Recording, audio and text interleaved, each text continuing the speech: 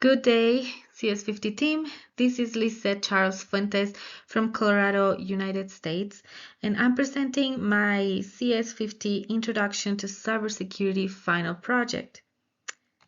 First, before we start, I just want to let you know my professor is David Mallon. My name again is Lisette Charles Fuentes. My EDX username is Lisette_4447. And my GitHub username is Lisette37. Today is February 4th, 2024. So let's begin. The case I decided to show today got my attention because the cyber attack didn't just involve data stolen, but also it took a very important item from their victims, their paychecks. And just a few days before Christmas, which is terrible. So my final project case is USPS LITEBLUE cyber attack on December 2022, and how it affected its employees. So let's begin. So picture yourself as a USPS employee. It's December 2022, which means Christmas season. So you're working overtime and trying to get everything ready to celebrate on time. This means last minute Christmas shopping, and also to make sure that you don't miss any bills to pay. It's the end of the year, so of course it's very busy. So as usual, we are constantly checking our bank accounts to make sure that all looks good, but suddenly you notice something alarming. Your paycheck is not there. It was never actually deposited into your bank account. So you call to find out the reason why your paycheck is not there, and their answer is the worst case scenario possible. So indeed, your paycheck was deposited in on time, but not into your bank account, but into another account that is not even yours. So you panic, of course. Who wouldn't panic?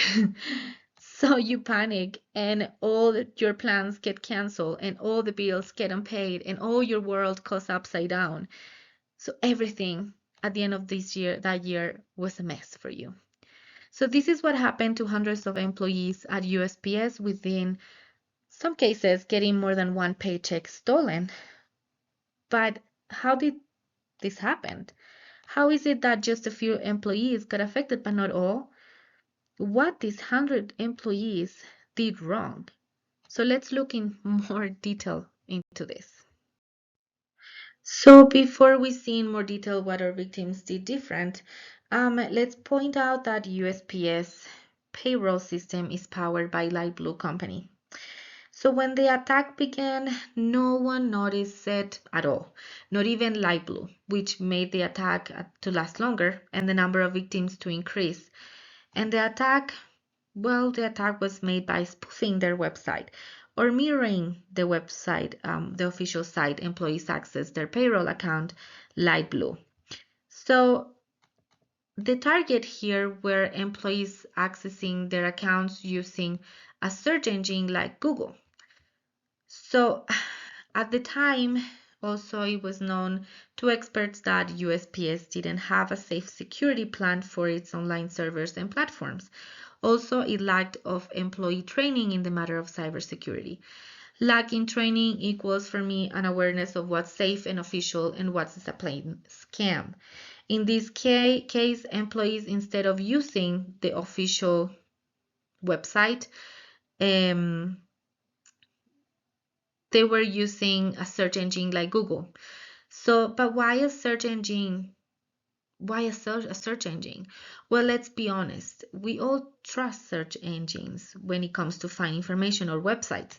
It is faster, and for people with not much knowledge about cyber threats, it's even safer. So victims who use Google to find the payroll link. So first, they enter the name in the Google search. They found a link, the first option, without even noticing the difference with the site they were click on. So of course that unfortunately for them, the option they picked, it was the spoofed site, in which they enter their passwords, and voila, attackers were ready to transfer paychecks to their banks. One of the banks that they used was Choice Bank in Fargo, actually.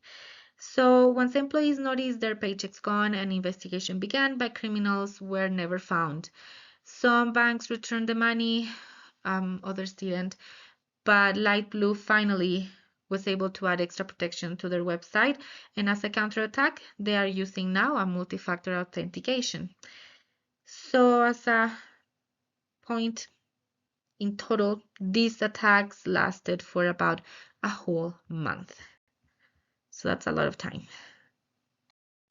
Now, how attackers managed to steal thousands of dollars without their employees or the company found out? Well, they use different ways. They masquerade themselves as official website, in this case, LITEBLUE, and this is what we call spoofing.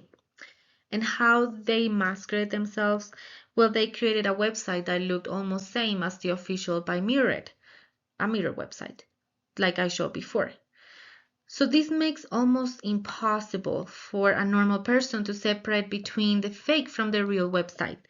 Because let's be honest, almost all of us trust searching engines like Google, and we're not used to paying attention to details on each website we navigate into. That's why employees fall so easy into this scam, giving their usernames and passwords that allowed attackers to transfer their paychecks to a different bank. And this is what we call phishing. So this is an example of the spoofed site versus the official LITEBLUE login site. And if we can observe just by looking both images, the differences are minimal and don't seem alarming at all. But if we look at the URL in blue in both of the images, we can find a big difference between them, giving us a red flag right away about the spoofed website, which is the one down below. The official website will be the first picture above. So what did USPS and LITEBLUE did as a counterattack? Like I mentioned before, they added an MFA or multi-factor authentication. But even when this extra step of securities were done, it's not going to be perfect. It will for sure make it harder, but it will not be perfect. So attackers can come back again. The picture shown here is an example of what was sent to employees to train them with the new authentication system. You can keep an eye on that. It's very detailed, so it's a good thing for training purposes as well. The conclusion that I can take from this case, and the most important point here, is the importance of taking cybersecurity seriously. And also, if companies, big or small, focus on safety and training of their employees, criminals will find more challenges than possibilities if they want to attack. As internet users, of course, it's everyone's responsibility to educate ourselves on how to be more aware when navigating through the internet. Just basic knowledge about cybersecurity will help us get protection from attackers. It is not hard, it just takes awareness of where we navigate. Also, the fast-paced era of the digital world we live in right now and how fast attackers find ways to break it tells us how faster the world must approach cybersecurity, especially with new technologies like artificial intelligence or quantum computers coming up to our daily lives at the speed of light. The case exposed in this final project proves criminals not only can steal data from servers, like most untrained people think. It's not just taking your email account and delete it, for example, but also they can use it to really damage their victims, like in this case by taking away their income a few days before Christmas. This shows the real damage to innocent victims and whose only fault actually was just to trust the website they were in was official. So we just need to pay more attention to what we're doing and just be more aware of what we are going and where we navigate.